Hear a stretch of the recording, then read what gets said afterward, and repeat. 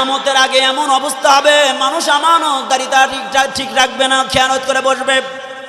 মুনাফিকের তিনটা সিমটনার আলামতের মধ্যে একটা হলো ইদাবু তুমিনা খানা, যখন আমানত রাখা হবে সাথে সাথে খেয়ানত করে বসবে, এটা মুনাফিকের আলামত।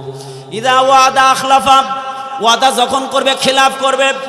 ইদা হাদ্দাসা কাযাবা, যখন কথা বলবে মিথ্যা বলবে।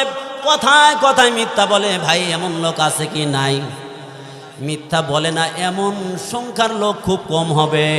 বলে ওয়াদা দিয়ে ওয়াদা খিলাফ করে না এমন সংখ্যার লোক খুব কম হবে। চিল্লা বলেন ঠিক কিনা? আমানত রাখলে আমানত রক্ষা করে এমন লোক সমাজে খুব কম হবে। চিল্লা বলেন ঠিক কিনা?